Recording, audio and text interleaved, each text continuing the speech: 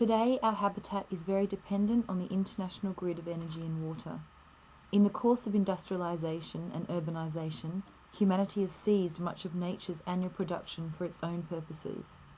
Energy crisis, clean water shortage, global warming and environmental pollution are worldwide problems. Understanding cities as dynamic and ever-evolving ecosystems can help us to formulate strategies for a sustainable urban future.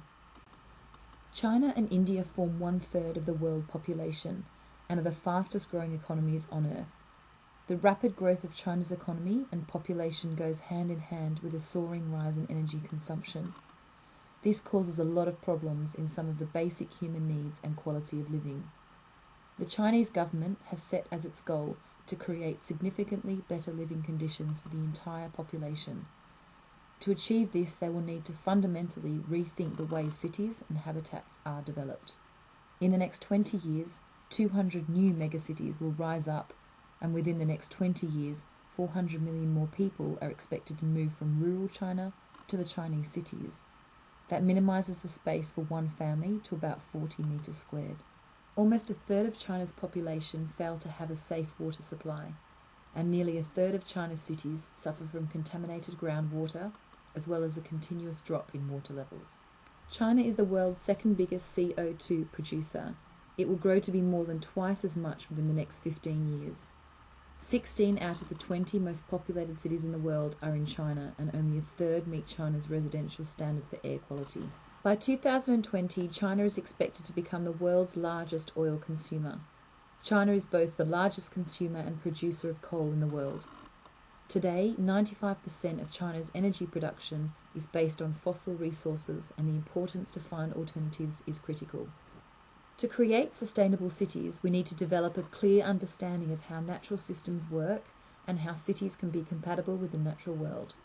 Nature's own ecosystems know no waste. Every output by an ecosystem contributes to the continuous renewal of the whole living environment of which it is part of. The web of life hangs together in a chain of mutual benefit. We need to completely change our approach to buildings and habitats. Our future building surfaces need to change from benign, inert, dumb materials, only used for construction and shielding purposes, to sensitive, functional skins that are alive and act as membranes. A membrane that creates a strong link between the exterior and interior of the habitat. Skin as transporter, collecting and channeling the elements of air, water and light from the outside, feeding into the inside space. This will supply the habitat with all necessary sources to be able to live off the grid. Your habitat will act as a mini power supply, with the ultimate goal to change from being dependent to being self-sufficient.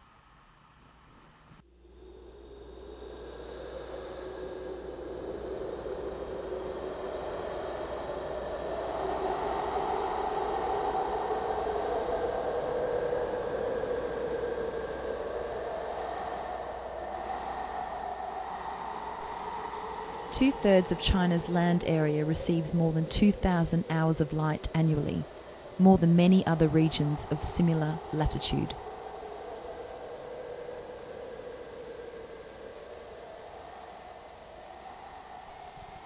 The active skin of the building reacts to the sunlight.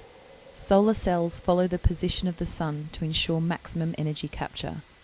By collecting and channeling the natural light, no electricity would be needed during the day for lighting. Bringing natural light in our homes will not only save energy, but also provide all the advantages for health and well-being. The use of natural light filters will enable a range of light therapies. Energy stored during the day will be used to illuminate spaces when there is no sunlight available. The dynamic surface would shield against direct sunlight if needed. Individual segments can be adjusted to control the level of transparency. In the future, our weather forecast will become our energy forecast, and surplus energy generated can be traded and exchanged.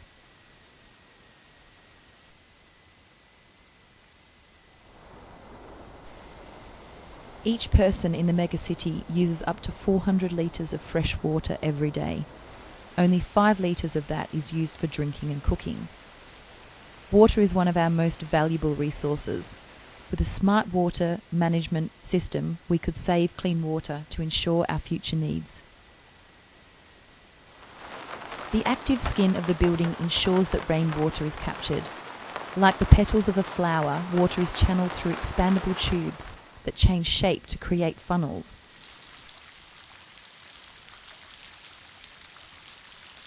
These funnels direct the water in a cell structure that cleans and filters and stores.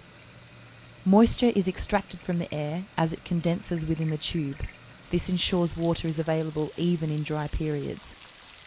Through purification, filtration and reuse, water will be used in a closed loop and the consumption of fresh water would be optimised.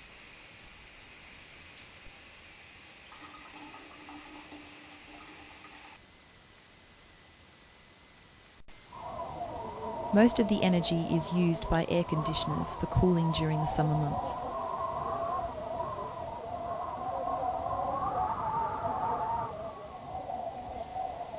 Buildings in the future will act as a filter, reducing the amount of pollution generated in the city.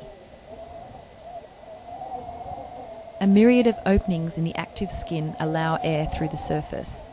This osmosis is made possible by tubes that are able to morph their shape to harness nature. The direction of the funnel moves to face and capture oncoming breezes. Airflow increases as the tubes transform into trumpets, increasing air pressure. As the air dissipates, it cools, providing natural air conditioning. Outside air is cleaned and stripped of CO2 before being exhausted from the building.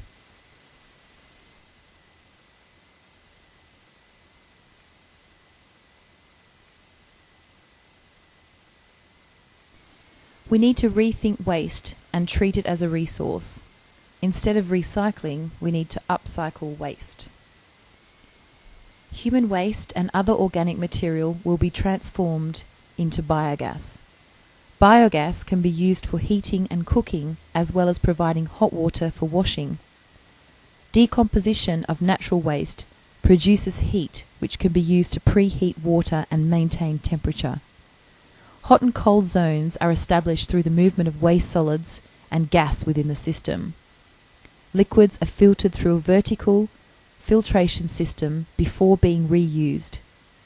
In the future, all forms of waste will be seen as a resource with value.